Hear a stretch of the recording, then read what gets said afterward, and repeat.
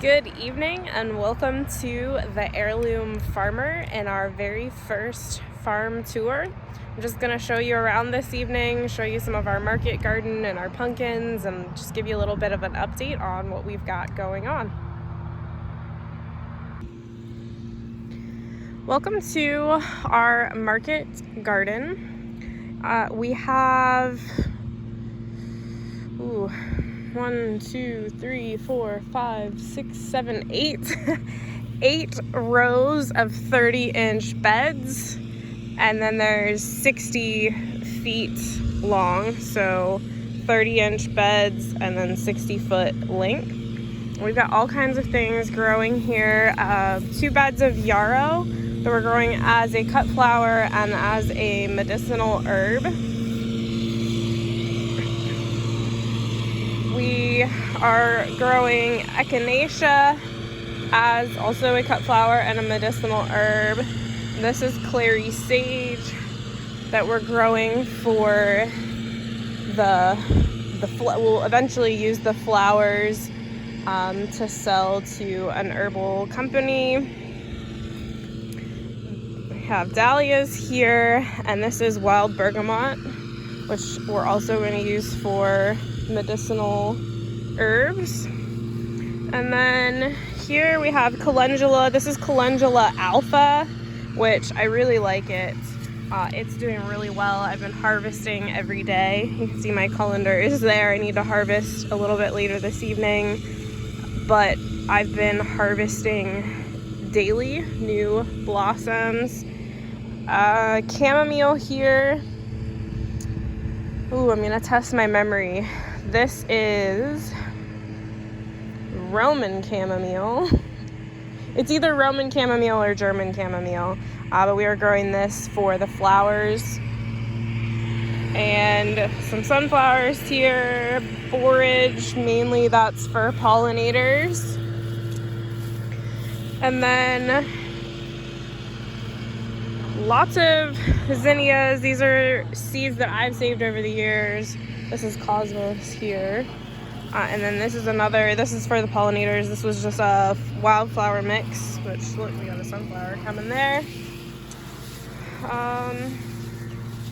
Okay, so this is one of the things that I do frequently, is I walk around doing field inspections. And some people might just be like, well, you're spending a lot of time walking around in your fields, but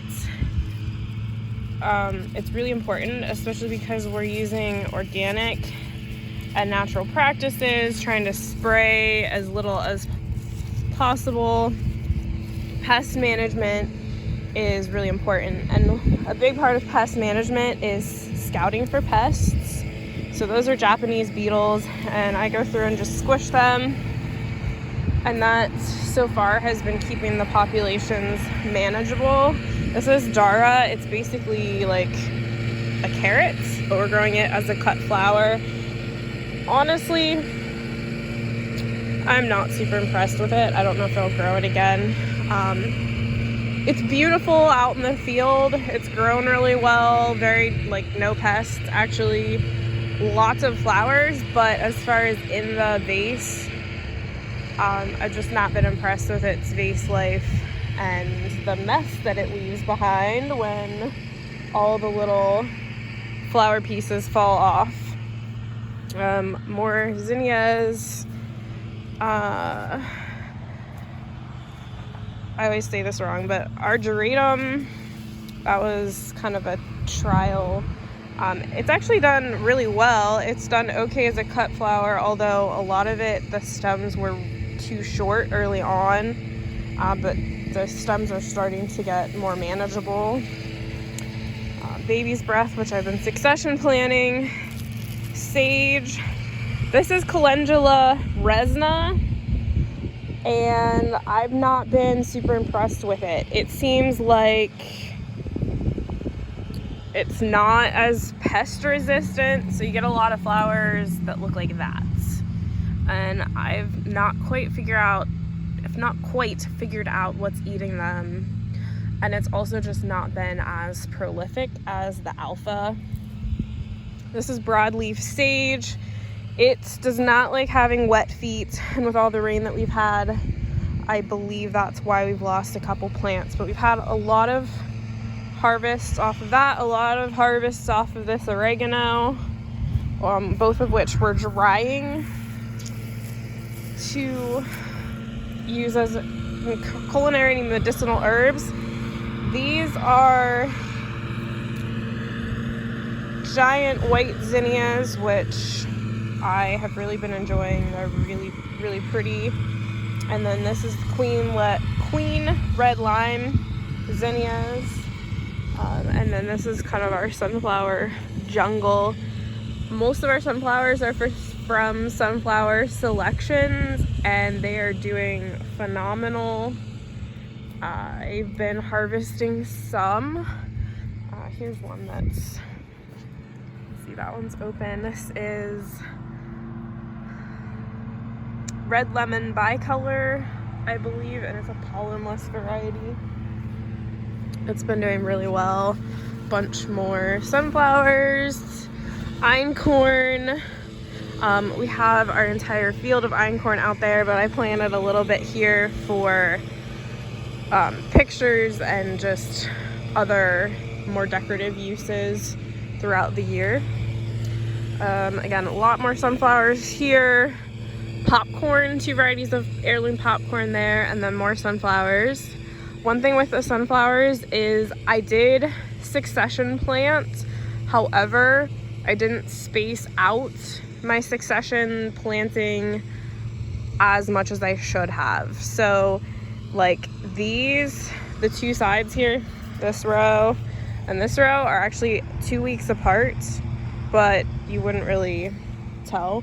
So we'll see when they actually blossom what the difference of their bloom time is, but I definitely will do better at succession planting next year. And then we have a bunch of heirloom tomato varieties on the cattle panel.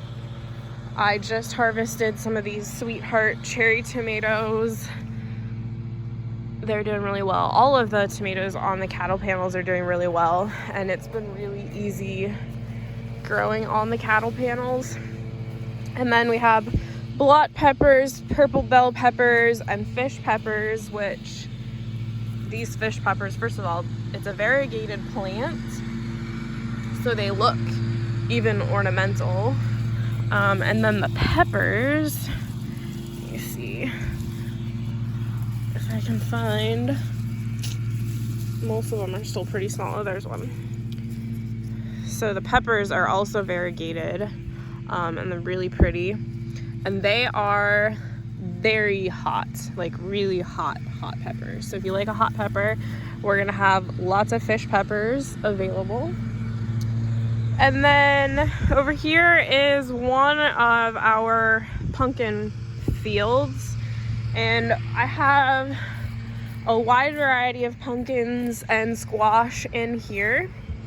And so far they're doing really well. I walk through here frequently checking for pests, and now that we are in blossom stage, I've been going through and looking for pollinators to make sure that our blossoms are getting pollinated, and also checking for male and female blossoms. So it's really important to have both male and female blossoms in your cucurbits or your pumpkins and squash. And there's a couple ways to tell the difference, but one of them is male blossoms usually come out first. So that's the first blossom you'll see, and they're on these long stems because all they do is they bloom for pollination of the female blooms, but then they die and they don't produce fruit or pumpkin. So they're on a long stem to attract pollinators, and the stem does not have to support fruit, so it can be really long and tall. Female blossoms, let's see if we can find one. Well, there's a pumpkin. There's another one. So we'll see female blossoms turn into the fruit. So here's one. It's closed, but you can see it has a much a much shorter stem so that it can support the fruit, and then it has the beginning stages of the fruit on it. They're usually closer into the ground because they have that short stem. And there's other ways to tell, but that's how I look and I tell that we have both male and female blossoms on our pumpkins. And they're closed right now. Usually they're open early in the morning until about noon, and that's a good time to look for pollinators. So I'll come through and I'll look and see to make sure that there's bees pollinating our pumpkins. And I've seen honeybees and squash bees and longhorn bees. So we've had good pollination so far. And again, we have a lot of different varieties of pumpkins, squash, and everything is doing really well, spreading like crazy. A bunch of these rows down here they're basically what people know as a jack-o'-lantern. That's not the actual variety, but they're early giants, and they'll look similar to a jack-o'-lantern. So you can see, so there's male blossoms, and actually on most of these I've not seen female blossoms yet. So it looks like there's some down there coming along. But again, that's typical of male blossoms to come out first, and then a week or so later, female blossoms will start. And then down here is one of our experiments. So we planted, this is a row of pumpkins here, a row of buckwheat planted with the drill, another row of pumpkins, and then buckwheat. That one got pretty weedy, but this one's doing really well. And there was a couple of reasons we did that. One, this is closest to the woods, and I was a little bit concerned about large pests like deer. So I wanted to see if they would be deterred enough, that if they were gonna come here, that they would eat the buckwheat and not the pumpkins. And so far that's been the case. They have munched on the buckwheat quite a bit. I've seen deer tracks in here, but so far they've left the pumpkins alone. And at this point, the pumpkins are large enough and prickly enough that the deer will pretty much leave them alone anyway. Another reason for the buckwheat was to attract pollinators and beneficial insects. So there's a lot of bad pests for pumpkins like squash bugs, squash vine borers, and cucumber beetles. And having beneficial insects and even just the buckwheat is known to deter them and prevent them. So that's what we were testing. But I was also concerned with how would that impact weed management, and how would that impact the growth of the pumpkin vines and harvest. So I just wanted to do this test area, and I think it's doing well. We've not had many pest problems here. I've been doing, again, the inspections and hand picking pests, and that's been sufficient so far. But we've also seen some beneficial insects like pink lady beetles. So, we'll see. I think it's working out so far, but if nothing else, it gave the deer something to munch on. There's a pumpkin in there growing. This last row here, this is our heirloom pie pumpkin variety. I did one row of those here as a test to test with the buckwheat, to test a couple other things, planting it here. But we have two other fields full of just the heirloom pumpkin. The one thing with this is we will not be able to seed save from these pumpkins because there's potential cross-pollination with all these other pumpkin varieties, and we don't want to save seeds that are potentially cross-pollinated. So we'll be able to use these, enjoy them, eat them, but we will keep them separate and we won't seed save from these pumpkins. You can see there's another one there coming along. So things are doing pretty good here. Again, the einkorn is over there and it's getting pretty close to harvest. And then we've got cover crops, buckwheat going on in the rest of the field, and a bee clover mix over there to support pollinators. So I hope you enjoyed the farm tour this evening. Let me know if you have any questions. Let me know if you enjoyed it. I know it was just me walking around with my iPhone, but that's the best way for me to show you what's going on.